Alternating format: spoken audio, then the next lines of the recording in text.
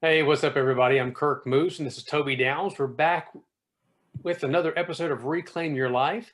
Today, we're going to be talking about living our life within the margins. But before we get into that, guys, don't forget to hit the subscribe button so that every time that we release a new episode, that you'll be notified. But for that, you'll also need to hit that bell icon. Otherwise, Google's not going to send you that notification every time a new episode rolls in. Toby? Thanks, Kirk. Yeah, this is a really important topic, and it's something that I'm glad we're filming. We've talked about this many times, and you and I recently had a conversation with Ken Hartley about how to reach goals. And I know you want to talk some more kind of about some of the things he did, but the concept of margins to me was introduced in a really difficult season of life where I had a lot of stress and anxiety, and I didn't know why. And a good friend of ours, his name is Jeff, I won't say his last name, but he gave me a book, and it introduced the concept of margins. When you read a book, any book, you don't have ink going from the far left to the far right and bleeding off into never, never, or you could never consume the book. You couldn't consume and enjoy the materials. So the concept of living in the margins was introduced to me through that book. Now, how have I applied some of those things? I'll give you a couple things. I want to hear your thoughts, and then we'll maybe wrap it up with a couple more practical things. But waking early, we've talked about time management on this channel. I think we're going to talk about it quite a bit more because it's really important. But not hitting that extra snooze over and over, because that marginal sleep isn't really going to help you, and then you wake up stressed. You don't have time to eat a good breakfast. If you were going to exercise, it's over. So giving yourself extra time, leaving early so you arrive early, or if there is a traffic problem, you have margin in your day. So you don't start with elevated blood pressure. You don't start with elevated stress. You don't say words that wouldn't be pleasing to our Heavenly Father, or whatever your vice is as far as that goes. So a couple practical things that worked well for me, a lot of insight in the margins. What do you think about that, Kirk?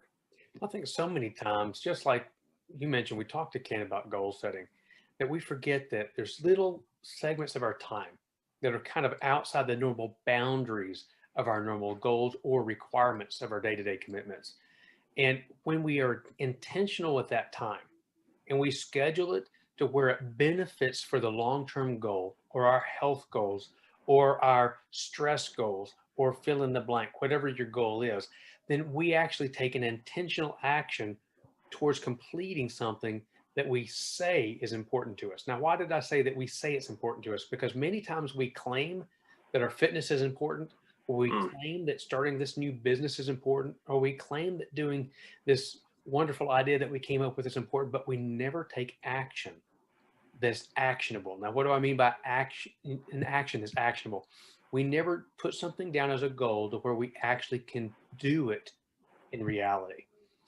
yeah. And it's kind of like you and I've talked about several times with our exercise and our fitness and our eating, we have to not only talk about it, we not only need to mentally prepare for it, but we need to have that goal written down in such a way to where we can accomplish it. Now, Mhm. like you mentioned just a minute ago, waking up early, you and I both have made a habit of that. And when I wake up early, it gives me, number one, time to, kind of focus in and really gain insight for my day. Um, some people would even do prayer and meditation. I personally, as a man of faith, I like to take some time and pray and read the word. It kind of really sets my day. And then there's another margin of my life in the evenings where I intentionally go out and I'll exercise. Yeah. Um, Also in the mornings, I have a little spot that I've slated also for exercise in the mornings. Between the two, those are some margins that I filled in, but with an intentional action that I take. If we don't make it to where it's very obtainable, we have this big lofty idea that we just write down and we don't actually put it in a way that will actually take action, then we've just written down a bunch of lofty dreams. And I think sometimes that's why we really lose heart with our New Year's resolutions, because we don't Yeah. write down those steps and then we don't kind of push ourselves beyond this boundary that we hit to where we are intentional with taking action to keep moving forward. No, it's a great point. And there's so many unexpected things that happen in the course of a day or the course of a week. And Mhm. If we don't plan or be intentional, that was the key that you said, for those things as well. So Yep. how do you plan for unexpected things? Well, I think about Scotty, the engineer from Star Trek. He was known as the miracle worker because he over exaggerated how much time it would take him to do repairs. Now, there's a very practical thing that's kind of funny, and I'm not talking about being deceptive to your manager or something like that, but even in the business world, I mean, you've heard the phrase over, let's say, under promise and over deliver. I almost said it backwards: under promise and over deliver. But that gives you the margin for that unexpected email, that emergency, that inevitably comes up. So, I've been a project manager in a Fortune 500 company for a number of years, and it actually, all the productivity studies say that building in margin into your timetables makes you more productive, and you are able to over deliver. And the same goes with life, health, exercise. I make it a point to take a lunch break almost every single day. I know everybody doesn't have that luxury. Sometimes I'll take a walk in the middle of the day. I come back feeling refreshed. I'm ready to go. But that was a very intentional act to give some margin in my life. So love to hear your final thoughts on that, Kirk. I know we could talk about this one for a long time because we're very passionate about it. Oh yeah, and for me, if I'm not very intentional with my day, things just don't get done. But I also Hmm. think some of that margin has to be is if there's a day that you can't make your goal, give yourself some grace.